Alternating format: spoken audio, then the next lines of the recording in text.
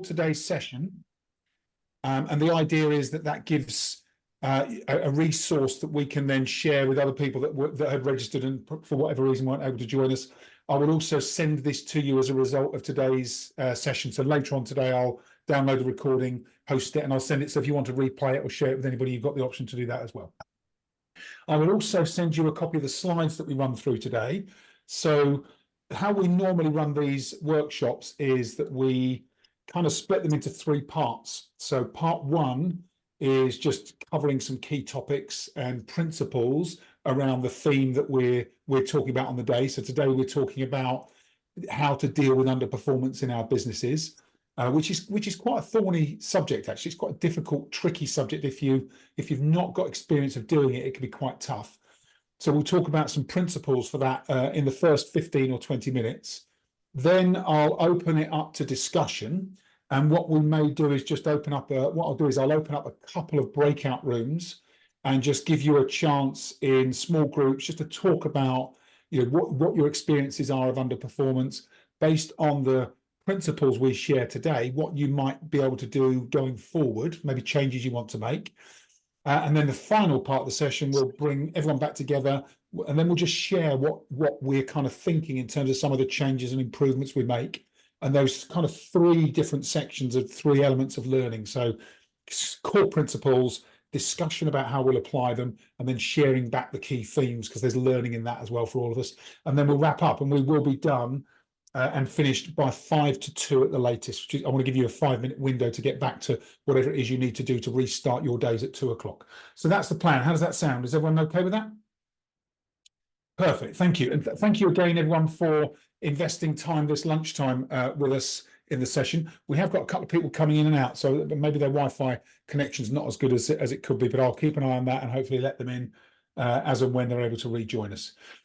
So let me share my screen and kind of talk about today's topic. So first thing, the idea of these sessions really is they're kind of leadership sessions. They're people who are in leadership roles, whether you're running a business, running a practice, wherever you are. And it's an opportunity just to kind of slow down, step off the day-to-day treadmill of activities and really think about the changes that you want to make and improving your leadership approach. So that's the idea of these sessions. Just give you a bit of time to press pause on everything else that goes on in the busyness of day-to-day life. And I said we'll talk about dealing with underperformance in business, which we will. We'll look at some of the reasons why people underperform, why we start to see performance drift. And then we'll talk about how to handle underperformance. And we'll look at how that links to reviewing, improving, and accelerating performance. That's the idea. We'll do that in about 15, 20 minutes. Then we'll open up breakout rooms for discussion, as I said before.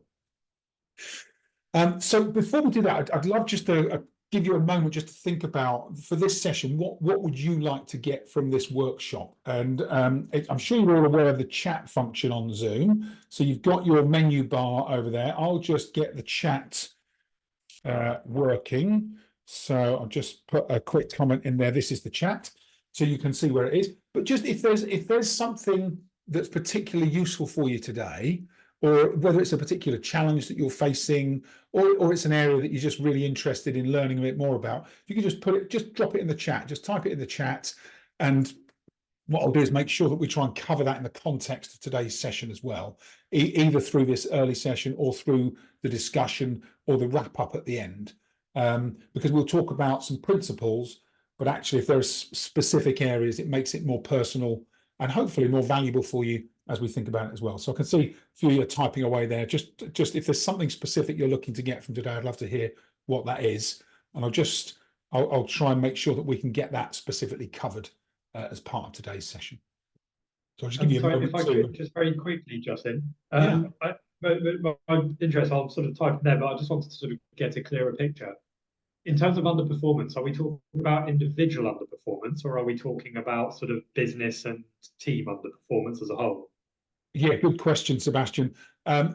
Depending on what you're looking to achieve, this will help you address all three. Okay.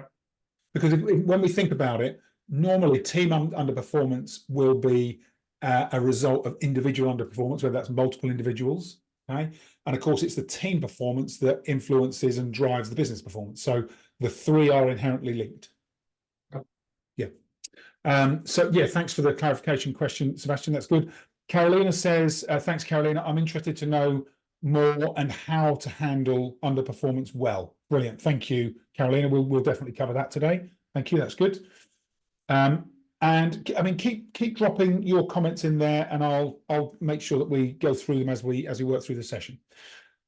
Okay, good. So let's talk about some key principles. There's this book, Coaching for Improving Work Performance, and in the book and the research study that was in the book, they talk about 16 reasons why employees or team members don't do what they're supposed to do. It's really fascinating, these 16 reasons, which I'll talk about in a second. Before I go to that, I'm just going to pick up on George's comment. Thank you, George. How frequently should we feedback on performance? We'll cover that as part of today. Thanks, George. That's a good question.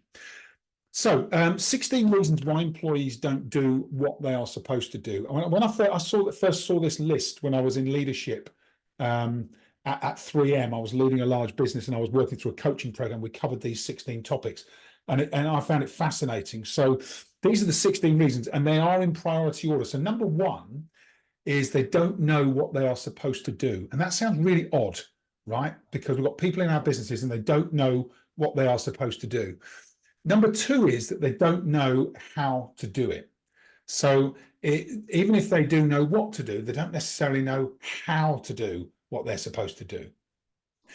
Number three is they don't know why they should do it. So there's kind of no incentive or motivation to do it.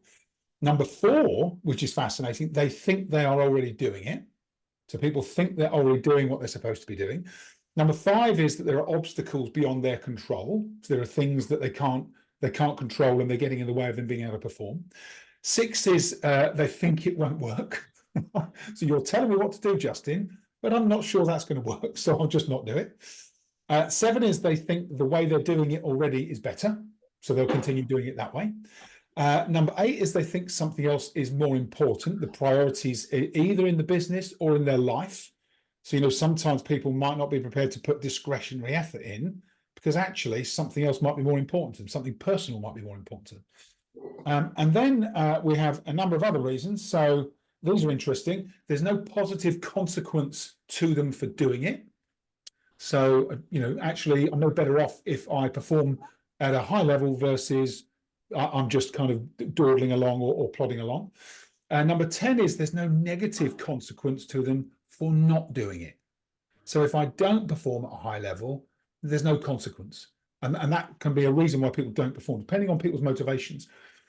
11 is interesting. There's a negative consequence to them for doing it. So it might be that they have to work harder. They might have to concentrate more. It might make them feel more tired. So actually they associate in their minds as a negative consequence with putting in more effort.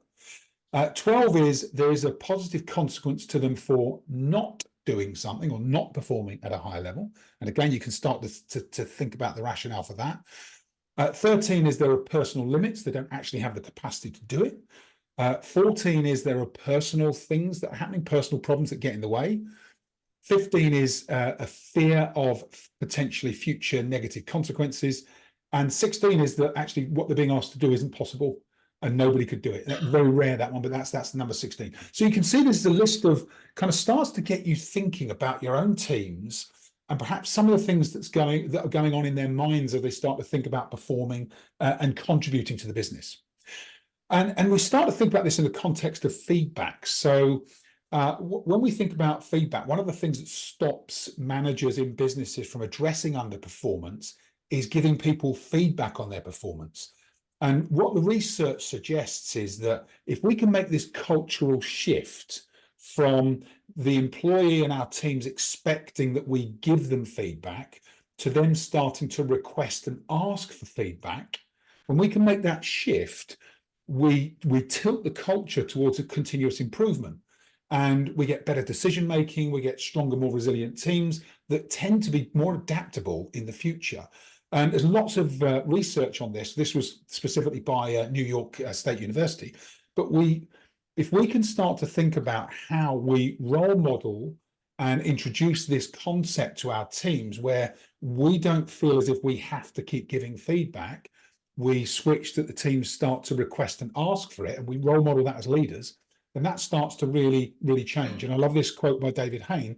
Leaders not only have to model the giving of feedback, which sometimes can be difficult because they're difficult conversations often where we're giving feedback, but also the receiving of feedback in a positive way. So when we receive feedback from our teams, the more positive, the more open, the more receptive we are to that, the better the outcome that we start to create for our teams and our business and that culture that we change.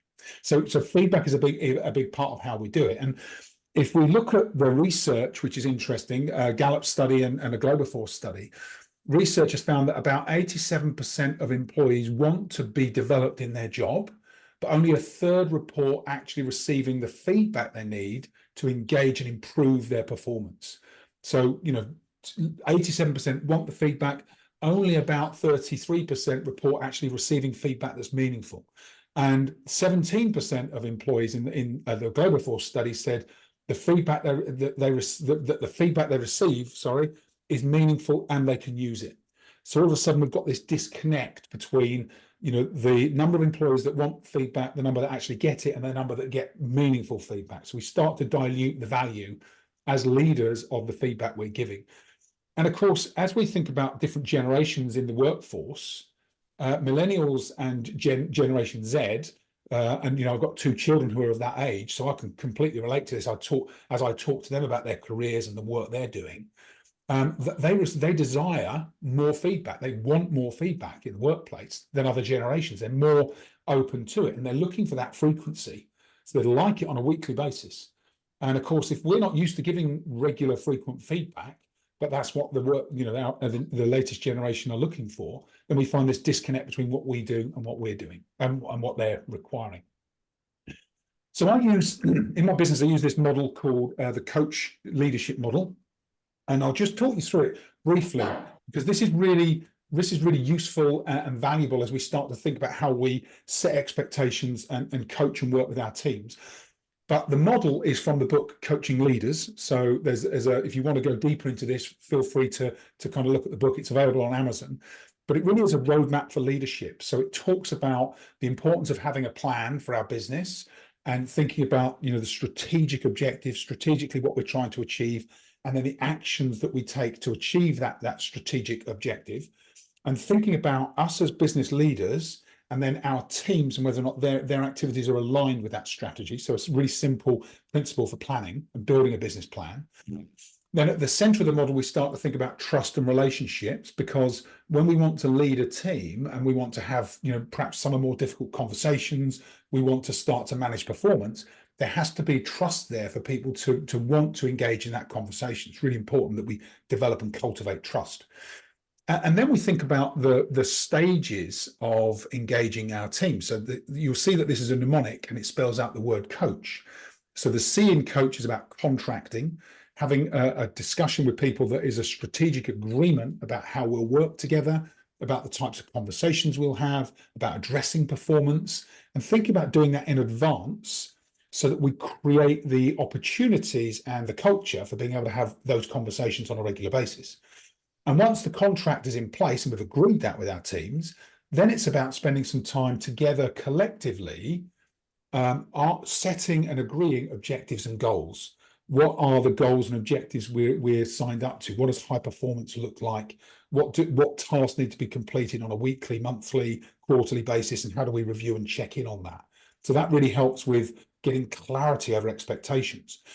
And then the third element is what we call action and observation. So allowing our teams to do the work they do, perform, autonomously in our businesses, and spending some time just observing them, just having that, observation from a distance, so that from that perspective, we can help them to start to think about development areas and blind spots that they might have.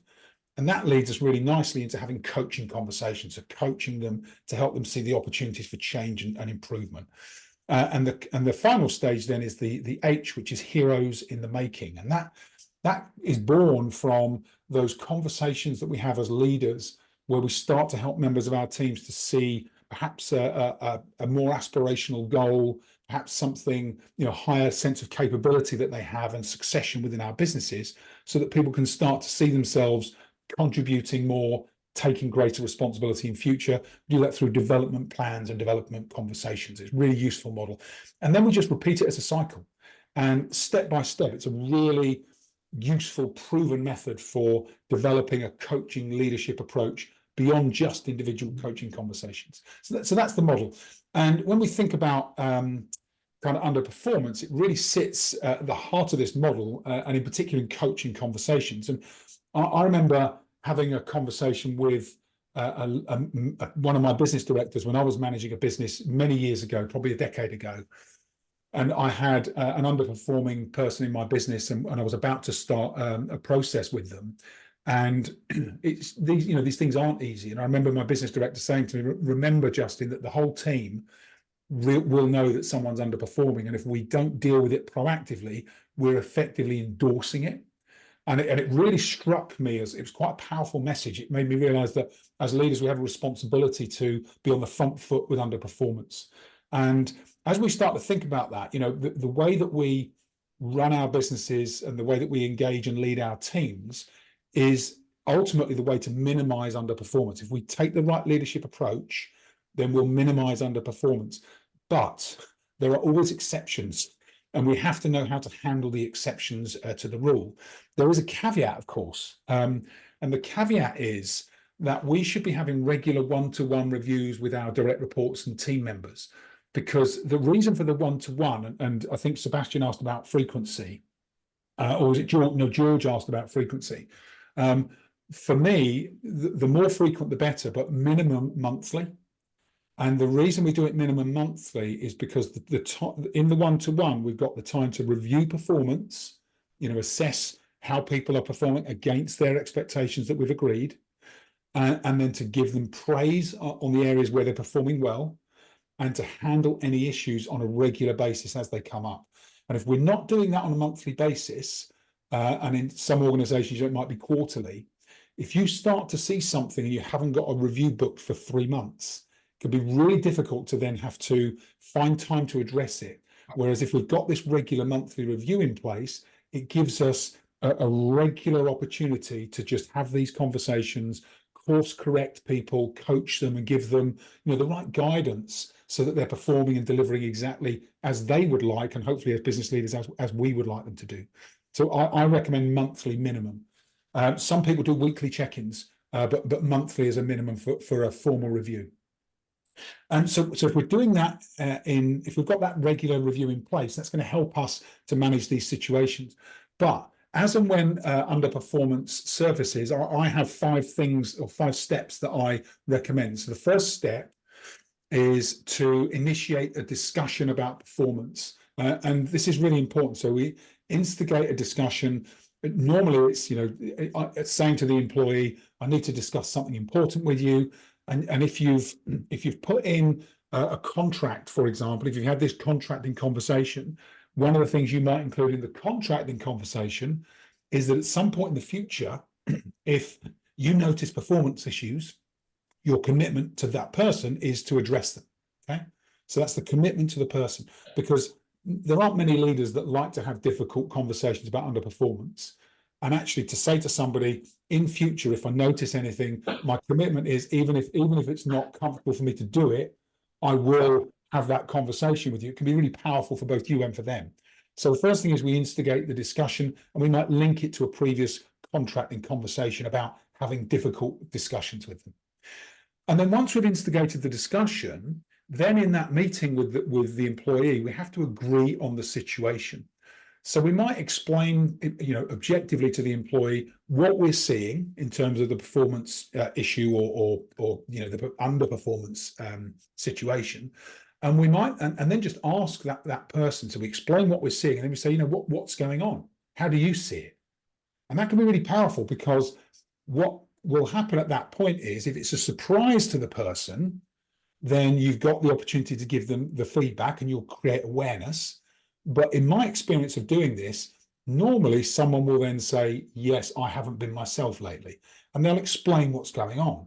And that can be really useful, because just that, shedding light on the situation and gaining agreement with them can be really, really important. So we agree on the situation first. Once we have agreement on the situation, The next step then is to agree on the resolution. So what's the resolution to the current situation? And really, we want that to come from the team member. We want them to say, okay, here's what I think I need to do to improve. So we ask them to suggest how are you going to improve your performance or behavior or whatever it is you're noticing, and then agree on the specific changes that they will make and the support you'll offer them. And the support, they may or may not need your support. Your support may just be checking in to make sure that the improvement happens. Okay, so we agree on the resolution. The fourth step then is to gain some form of commitment. And these last two steps are the last two steps that often get missed with underperformance. Okay, so we've agreed on the resolution, then we have to gain their commitment to change.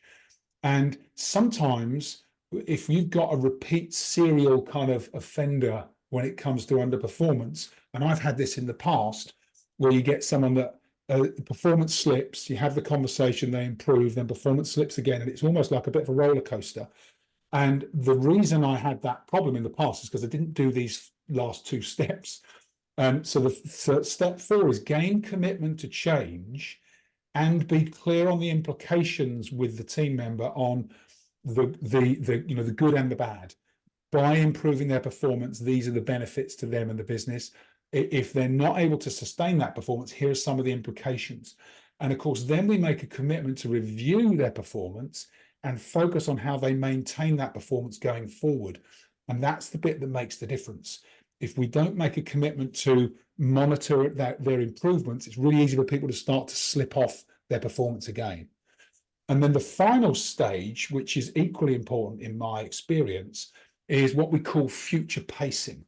So the final thing I do in performance-related discussions is to start to talk about, once someone's made this commitment to change, I might then say, well, can I just talk about a couple of potential situations in the future, knowing in my mind that there might be a couple of things coming up that could trip them up or anticipate issues. So I might say, well, what about if this starts to happen? Or what about if this situation arises again? And get them to start to think about how they will proactively address that before it happens. So not only are we getting their commitment to change, we're getting them to think, what could happen to derail this change and improvement, and how can I address that in advance?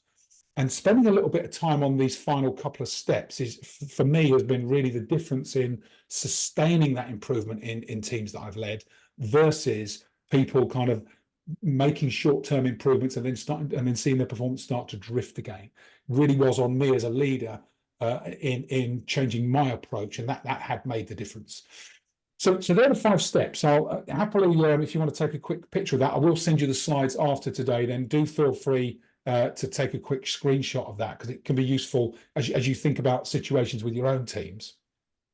But then now, so that's the kind of formal part of today's session. I was going to now just say, I'd love to give you the opportunity just to discuss how this is relevant for you, your teams and your business, and what your kind of key takeaways are and potential changes going forward.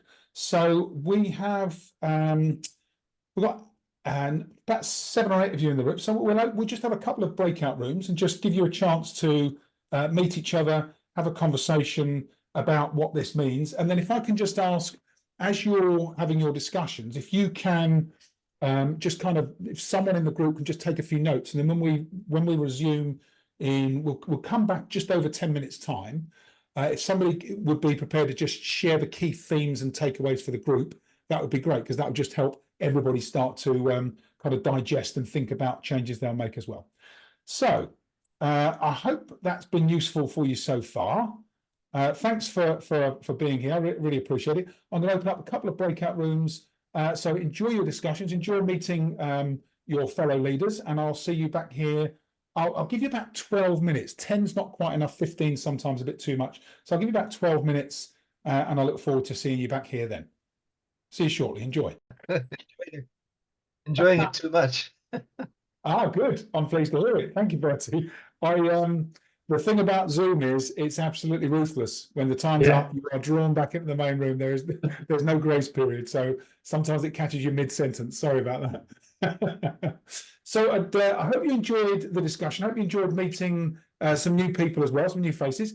Let's take some feedback if that's all right. You're in two rooms. So the first room was Bertie, George, and Joe. Second room was Andrew, Carolina, and Sebastian. So Bertie, George, and Joe, did you agree who would give some feedback? No, perhaps George should, because I seem to talk too much and he hardly said anything. So, George, do you want to? Can I nominate you? George. I'll step up. The Barbarious Zoom cut us off at full flow. I think there were 3 or 4 key points. Basically, we tend to gravitate, don't we, away from difficult conversations as much as we possibly can. Yeah. So if there is a magic pill to help facilitate those, then that's probably a whole nother webinar, I'd imagine, Justin. We talked about feedback. We spent a bit of time talking about because the guys are work in dental practice, so they have team meetings and the salience that their leaders put on those or otherwise. Joe's experience that they've actually stopped doing practice staff meetings in their practice recently, which was we felt was a bit of an own goal. Yeah. And then I was talking around data being the start of the conversation of underperformance and not necessarily the end. So you have to be a data-driven business. Of course you do to a point, but because if you flip that over and everyone's metrics are where they should be or even over where they should be, do you just leave feedback and let them crack on almost? Because so there's that sort of quandary. And then the last one was similar around motivation and incentivizing. Me and Bertie established that was really, really important. Joe did to a point as well, but some of the stakeholders she works with are volunteers. Yes. So trying to incentivize and keep the performance high without that sort of carrot and stick situation's a challenging one. That was us. Very, very good. And I think, sometimes if it's volunteering, it is more about the purpose and the mission of what you're doing and trying to get commitment through that perspective rather than it being through, more traditional incentives and performance related, whether it's, pay structures or whatever is important to people. But that can be more challenging because people are giving their time of their free will. So you do have to respect that. Yeah. Yeah. No, it's good. And it's interesting, your question there, George, the kind of philosophical question. If people are meeting all of their performance metrics, do you just kind of let it be, as it were? I think if people are performing and their behaviors are aligned with what you would expect, and that's, contributing positively towards a business, absolutely. But the thing about performance reviews is it's not just about managing performance, it's about giving praise, giving people recognition, priming the pump really so that people feel appreciated and valued as part of your team and their business. So I think that's the important bit, that sometimes we can think, oh, well, everybody's doing okay, let's leave them to it. But actually it only takes, a couple of potential issues before you think, oh, if I kept on top of that, I would be seeing continued, strong performance, but it might drift. So I'm a fan of that regular performance review to praise, give feedback, just keep people highly energized and motivated. It helps you as a leader to form a rhythm, I think. Yeah, really good. Thank you, George. Bertie, Joe, anything that you'd like to add? I think George did a good job. Very good. Yeah, thank you. Bertie, you're on mute, sorry. Yeah, as usual. This is what happens when you're a married man, you know when to keep quiet. No, I think George has done a really good job of summing up all of that. Thank you. Yeah, I'm just horrified at Joe's situation, absolutely horrified. But anyway, not the volunteer side of it, but the practice side of it. Yes, I can't believe it. Yeah, yeah, it's incredible, isn't it? Yeah. Thank you, Bertie. Sorry, Justin, I just want to say the things that are going to change for me. I was saying our team meetings tend to have an agenda, and sometimes you can run through your agenda dealing with things like health and safety incidents, complaints, compliments, all that kind of stuff. You get to the end of the meeting and you can go through the stuff very quickly, and it just becomes a routine without really getting into the substance of anything. But we're going to be adding a couple of things in straight away. I'm going to be adding in a question of what's going well and a question of what's not going so well, so that we can actually deal with issues. Yeah, and open it up to the team to kind of the team to actually active and contribute. Yeah, great. Thanks, Bertie. I appreciate it. I'm glad that's useful as an addition for you as well. Thank you. Excellent. Great. So, and then the second group was Andrew, Carolina, and Sebastian. Did you decide who would, or agree who would feedback? No, Who, we no? just kept talking. That's okay. Who would like to feedback? Yeah, I'm happy to share some, and then Yeah, thank you.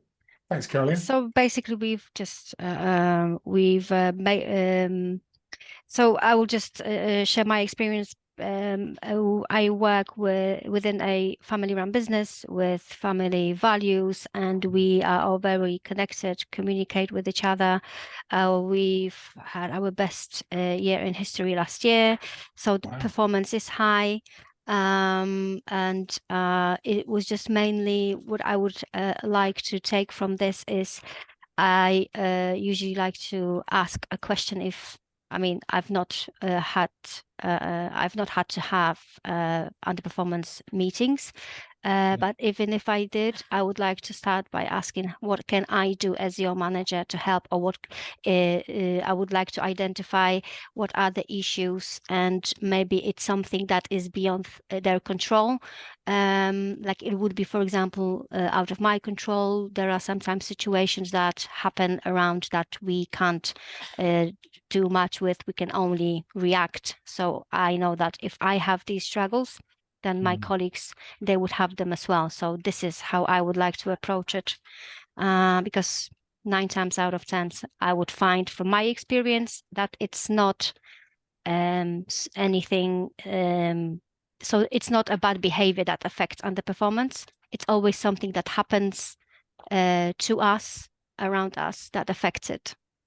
And then I would just like to make sure that they know that I am here to support them as a manager or as a colleague or as, Yeah. We've also Thanks, mentioned that change is really good. It's good to change certain behaviors. And we were referring to the 16 points when a person would say that this is how I always do it and it works better. Sometimes change is good, not to be set in your old ways, but then thinking of other solutions, but then how the discussion would go if we had to focus on how to make something different, but equally good or even better. Yeah. So that was Well, there's that quote. There's that quote from I think it's Grace Hopper, the U.S. Army general, where she said the death knell of any business can be heard in the phrase, "That's the way we've always done things around here." Yes. Yeah. So we do have to be careful that our teams don't get entrenched in certain behaviors, because they're not always, as you say, the optimal way to do it. So helping people to see that opportunity for change is really important. Yeah. Yeah. It's good. And congratulations on the business results last year, Carolina. That's really good for the business. So congratulations to you and the team. That's superb. And congratulations for not having to have dealt with underperformance before. That's really unusual in leadership. Normally there's something. These things will happen as we grow, I believe. And then again, it would be rather me focusing on maybe there is something that I missed, because I'm thinking if we grow our teams, it's going to demand more focus from us to make sure that everyone is happy in that team, because at the end of the day, that's the goal. We need to make sure that everyone is happy coming to work, that they don't have anxiety waking up and thinking, oh no, I have to do that all over again. So that would be the ultimate goal, really, not to have these underperformance meetings, really. But the thing is, if you think about, I'm sure you've seen the general distribution performance bell curve, right? Basically, what it shows you is that in any business, you will have a top 20% of people that absolutely deliver every time and exceed your expectations. You'll have 60% in the middle of people who will do the job perfectly well, just as you need them to do it. And then you'll also have a 20% that underperform. And in my experiences, when I first saw the bell curve, I was like, that's exactly my team. And then in every business I've ever led, I'm like, the performance bell curve is true. It's just true, right? You have top 20%, middle 60%, bottom 20%. And I've tried for years to try and switch that. You can improve the bell curve. You can get those, underperformers improved. But without that continual focus and attention, you do tend to find that they slip back into poor behaviors. And I worked with an executive coach once, and I had a particularly difficult performance management situation I was talking to him about, and we were trying to work out how to figure it out. And actually, in the end, the person didn't make it.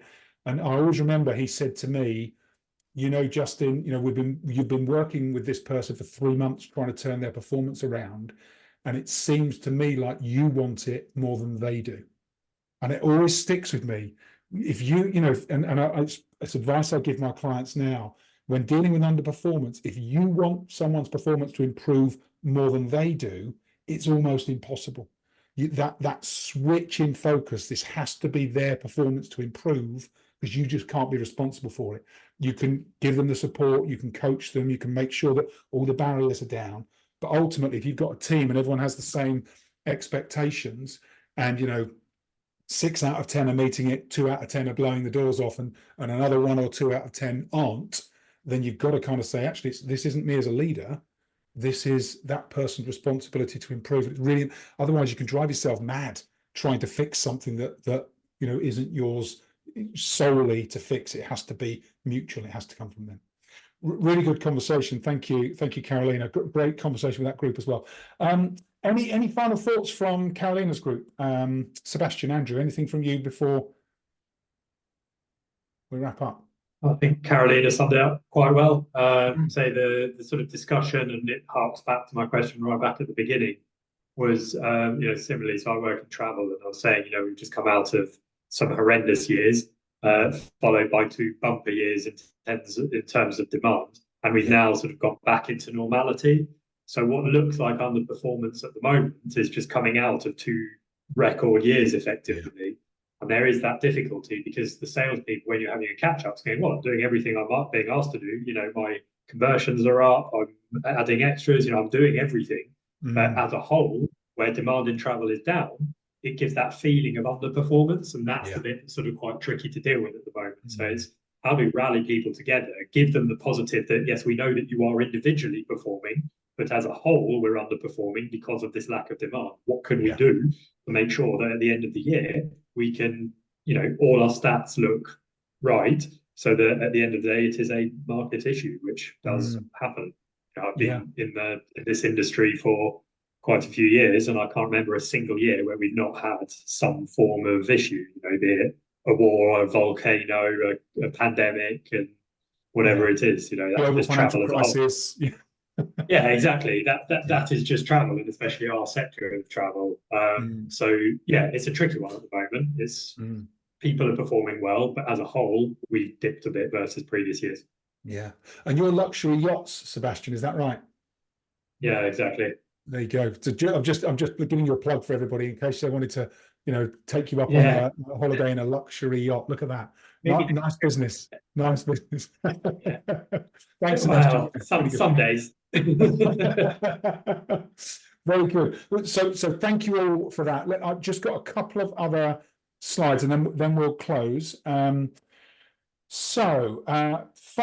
couple of things. So I love this quote because it keeps me honest. Enthusiasm has a half-life. We have all these good ideas. We've had a great discussion today. It's been a useful session, but I'll remind you that enthusiasm has a half-life. So in terms of today's session and what specifically struck you and what you need to do about it, just create a short window for yourself over the next 24 hours, maybe 15, 20 minutes, just to get clear on what it is you'll do differently from today, because that's where the real progress happens. That's where the real changes are made. So just give yourself the luxury of that time as a follow-up from today. And if any of you are interested in thinking about leadership and your own leadership, there's this resource we use in our business called the Coaching Leaders Scorecard.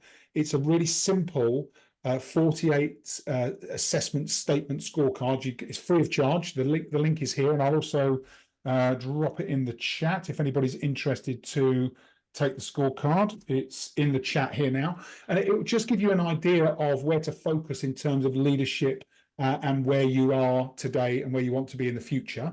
I will come to you in a second, Joe. We also have this Coaching Leaders Toolkit, which is a working document that helps you to start to map out your plan for your business and your leadership, and how you want to start to review performance expectations, do coaching as part of your leadership approach, all those sorts of things. So it's a really nice toolkit. Let me know if you'd like that. And I've got this, I have this kind of theory around leadership development from the years I've been in leadership. And that is to have a group where you get these 5 things in place. So the first is the ability to have confidential conversations with other business leaders like you. The second is a community of people that get what you're going through because they're also in leadership roles, and leadership is the most difficult role in any business. Third is about collaboration, being able to share ideas, learn ideas, and have an opportunity just on a regular basis to get feedback and positivity. The fourth thing is to challenge, so to challenge your perceptions, to challenge the way you think today, and challenge some of the things you're doing so that you can make some good changes. And then fifth is commitment. So commitment to do something different, accountability to make change stick in your business. And to get those 5 components right, that can be really powerful for your leadership development. Final thing then, if anybody would like a one-to-one conversation with me, if anything today has kind of really struck you, or you think I'd like to follow up on that, personally, I'll just drop this in the chat as well. This is a link to my diary. A few of you have taken me up on this in the past, so thank you for doing so. And it's just an opportunity to really kind of deep dive into your specific situation if there's something personal or professional for you that you'd like to cover. That is everything for today. Joe, you put your hand up. I'll just come to you and say, how can I help? Well, I mean, it is a serious question, Justin. When are you getting the audiobook? No, so honest answer, Joe, no time soon. The reason for that is because it takes about 4 days studio time and recording, and about a £5,000 investment, and I just won't ever make the money back unless at some point I'll become a global phenomenon. And right, okay. and Let then me stop you there, it. Justin, because that is untrue. Right, and my doorbell's gone. My hairdresser's arrived, but I haven't even done my lunch yet. But don't worry about that. Let me just stop you there. Right, since I last saw you, was it last Friday or the Friday before? You recommended a book. Who, not how. Dan so Sullivan, can I just say 3 words to you, Justin? Yeah. When's the audiobook coming? Who, not how. No, Joe, nobody, unfortunately, nobody listens to audiobooks that aren't delivered by the author. You can't have someone else do it. It just doesn't work. Honestly, if you look at the stats, if it's not the author reading it, then you get very, very low engagement. So yeah, did I listened to that audiobook this week? Who, not how. I listened to the audiobook, and it is co-authored by Dan and the other guy, I don't remember. So basically, the guy said, write this book for me. So this is what you need to do, Justin. You need to find that who and say, Joe's desperate for the audiobook. I've already written the book. If you can interview me for if you can read the book and then interview me for a few sections, like they do in the, have you ever heard the Who Not How audiobook? The Dan guy, who's I recommend it to you, Joe. They just interview him. He said, right, I've just gone over the whole chapter and we're going to summarize. Thank you, Bertie. Good to see you. Yeah. Sorry, Joe, everybody. Thank you so much.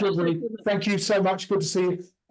Unfortunately, Joe, you can't change my mind on it because there's no return on investment. There is. Dan Sullivan has a multi-million kind of audience, and so does Benjamin Hardy. So they've done it through scale and volume.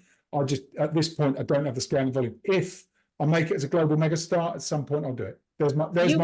I have faith in you, Justin. I'm not giving up on you yet. I hope so, Joe. I hope so too. Anyway, I've got to go out the door. Thank you so much. Thank you, Lee. Take care. Good to see you. Thanks, everybody. Thanks. Have a great weekend. Thanks, everyone. See you later. See you.